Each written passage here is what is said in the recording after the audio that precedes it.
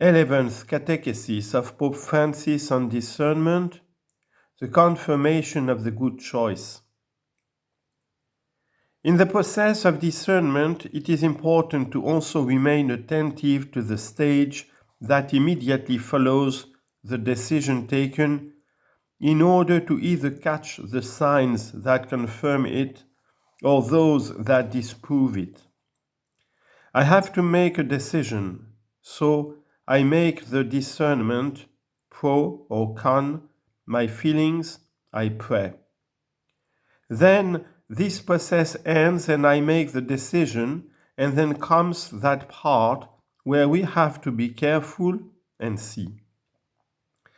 Because in life some decisions are not good, and there are signs that disprove them, while on the other hand, good ones are confirmed. Indeed, we have seen how time is a fundamental criterion for recognizing God's voice amidst so many other voices. He alone is Lord of time. It is a hallmark of his originality which differentiates him from imitations that speak in his name without actually doing so. One of the distinctive signs of the good spirit is the fact that it communicates a peace that lasts in time.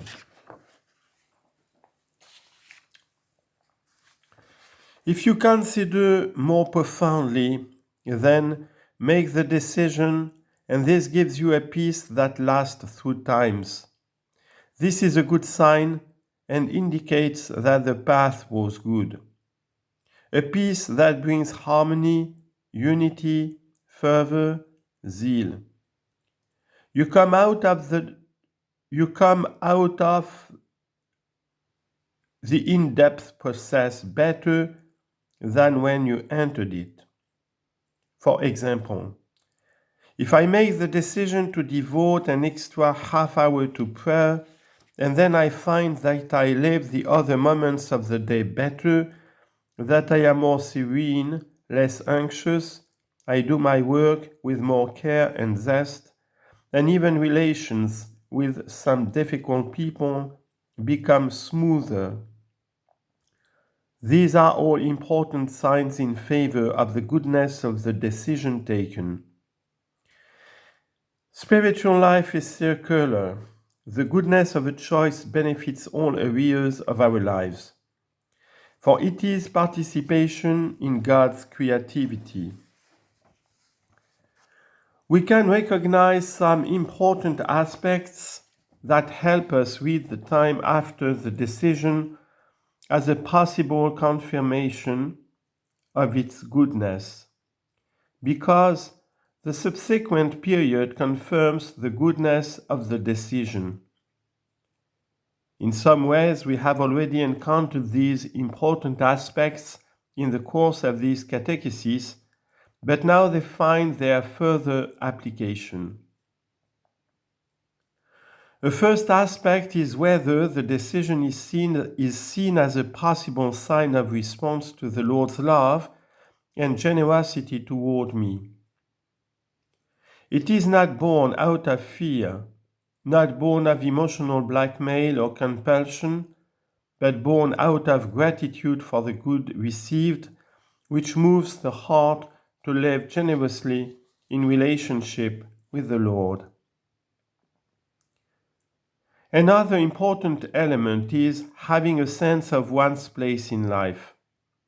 That tranquility, I am in my place, and feeling that you are part of a larger plan to which one wishes to make a contribution.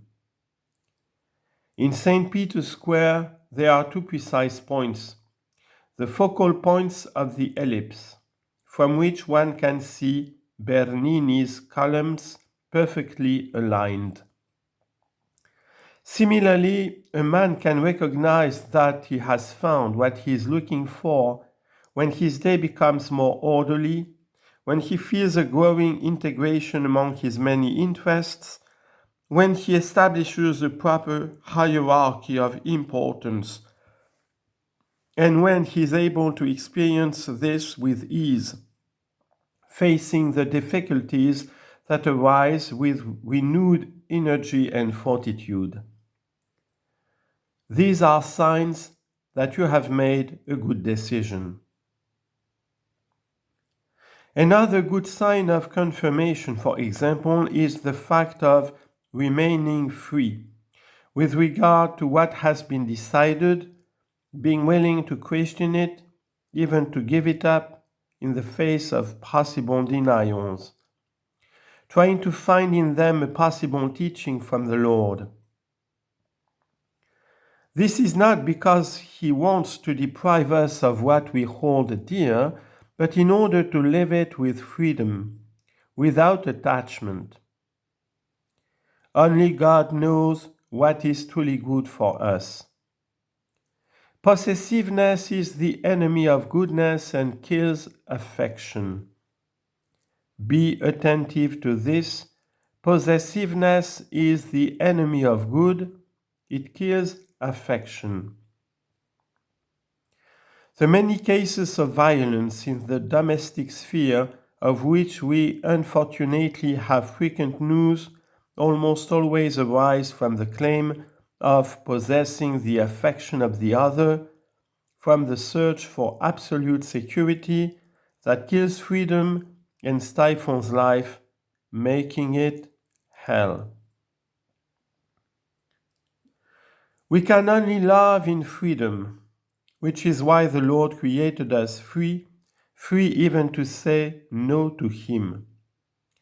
Offering Him what we hold most dear is in our best interest, enabling us to live it in the best possible way and in truth, as a gift He has given us, as a sign of His gratuitous goodness, knowing that our lives, as well as the whole of history, are in His benevolent hands. It is what the Bible calls the fear of God, that is, respect for God, not that God frightens me, no, but a respect, an indispensable condition for accepting the gift of wisdom. See Seed, chapter 1, verse 1 to 18. It is the fear that casts out all other fears, because it is oriented to He who is Lord of all things.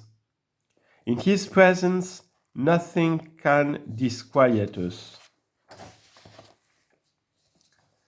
It is the wondrous experience of St. Paul which he expressed in this way: I know how to be abased, and I know how to abound.